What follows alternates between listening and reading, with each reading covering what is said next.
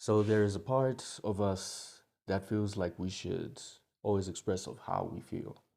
And in oddly certainty, hindsight is that our dreams are fulfilled when our hearts are open to ourselves.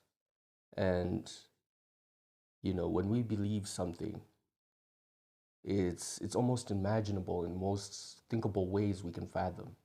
Our dreams are not like wary of who we are, but it's almost like we chose that destiny and we chose that perspectiveness and we chose that feeling of perfection, that feeling of renovating ourselves into invigorous paths. And, you know, certain paths choose us, just like how love is. Love is destined to find us wherever we go, even if it's telepathically synchronized to us. Do we gain immunity for our meditation? Do we survive that concept? Or do we synchronize or contemplate on how we feel? But my suggestion to you, boys and girls, is like, how do you ask the question? How do you put yourself in design on a platter, or you know? But I guess greatness is not just everything. Greatness is supposed to be for you to inspire yourself into this world that we live in. And we try to micromanage ourselves and telling us, okay, I can do this, I can do this. But, you know, most of the times when we feel how we feel or we feel let down, we feel like some things are weighing on our chests and we get anxious, we get fearful, we get demised or we get judged for how we choose our certain paths. You know what I mean?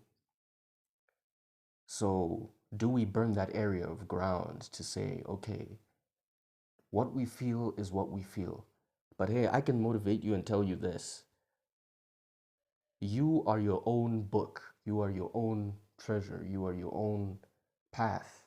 You are trying to find yourself in not in this needless portal, but you are going that boundary. You are not over contemplating anyone to do what you want to do. You are building certain values to your change, and you are managing yourself to grow, to mature, to see these things, to envision, to encourage yourself, to have a voice, to encompass where your area is. And that feeling of you being lost, you're not being lost anyway.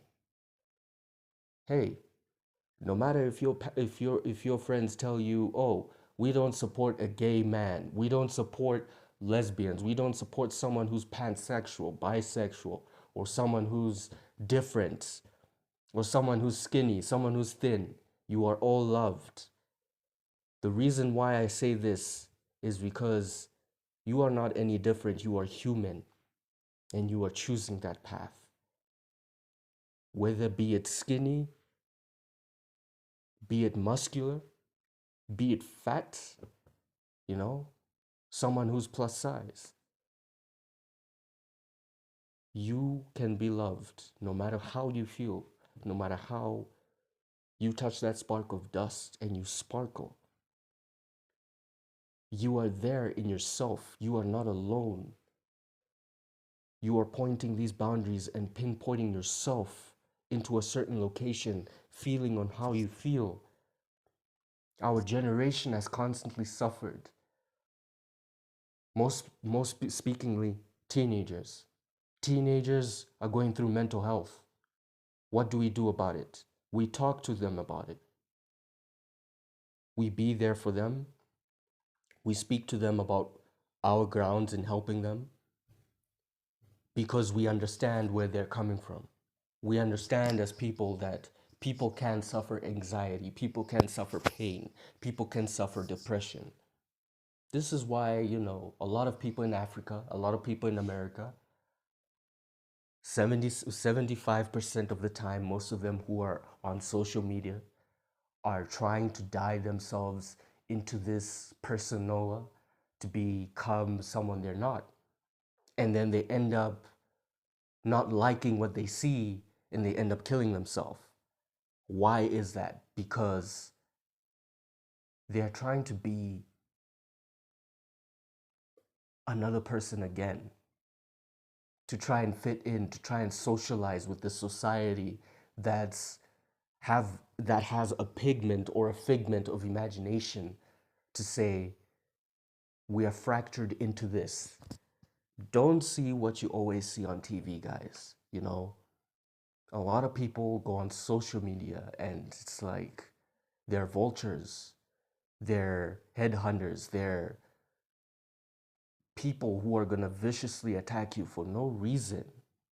Bottom feeders who are just going to be there feeding off ego or negativity, you know what I mean?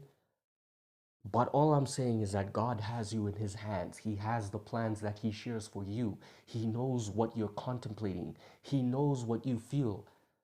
People need to get that the way people feel at this time, even how racism is built. I'm just looking at all these police brutalities and I'm like, do we defund the police? Do we defund the cops? Do we do this? Or what can we govern or galvanize to see the gravity of things?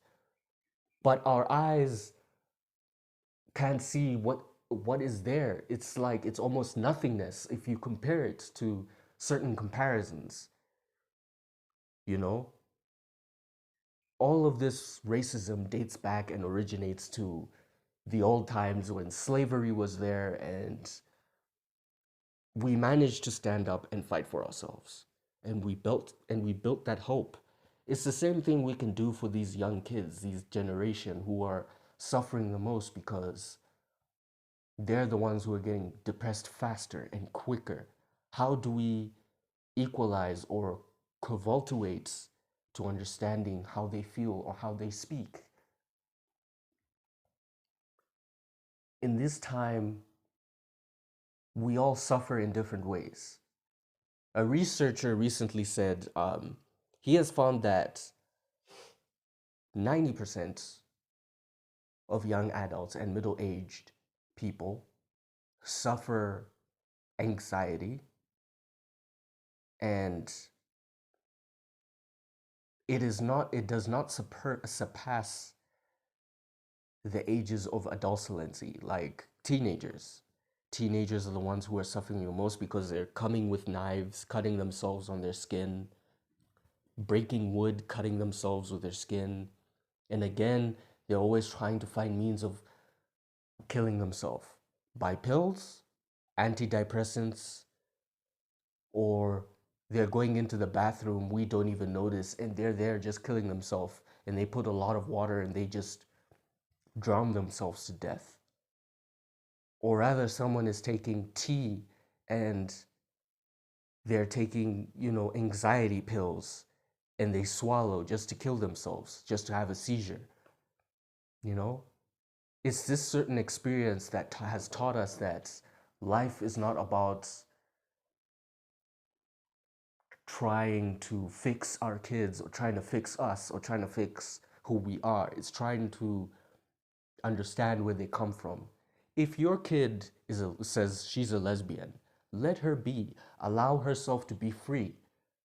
Allow herself to express the way she wants to feel. If she likes to change her hair, if she likes to change and get tattoos, if she wants to be an Afro-punk girl, hey, let her be. We are not, we shouldn't mouth our kids and badmouth them. Oh, you're changing I don't like the way you're changing the way you are. As brothers, sisters, parents, fathers and mothers, cousins, we should be there for them. Allow them to have a voice. Allow them to speak volumes because things like these do stand out. Things like your children telling how they feel, or us people who are like 20-year-olds trying to tell how we feel, is a pizzazz. It's not something that should be downgraded or should be degraded to how far, no matter how far it should be.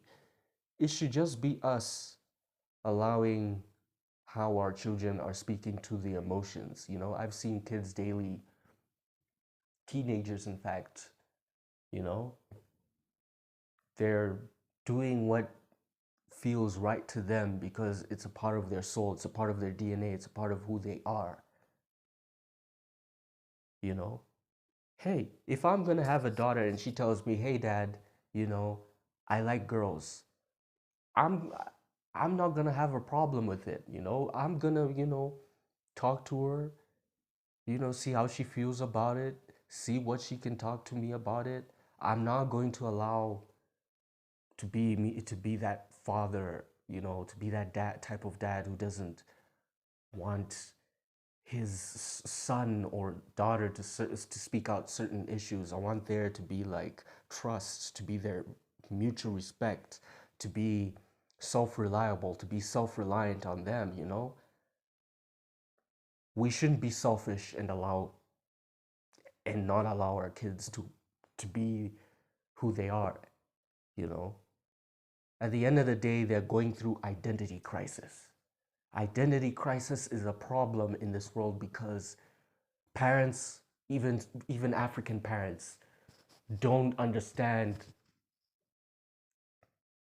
the certain generation or the certain age people are going through. You know what I mean?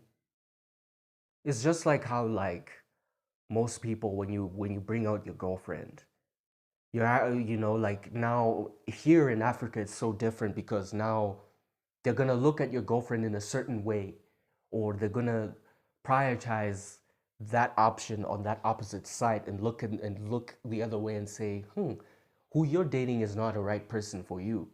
Hey, don't tell someone to date who they who they want to finally love and finally trust their boundaries and finally put themselves out there, I think us as a generation, we should help each other, help find our voices, help find our means, and build this mutual trust amongst each other, not being opt and not being confined or obtained or being in a solidarity prison. We should consolidate our feelings. We should finally put ourselves out there and put what we need to be in this lifetime. So yeah, that's what I gotta say, And this is me speaking straight from the heart.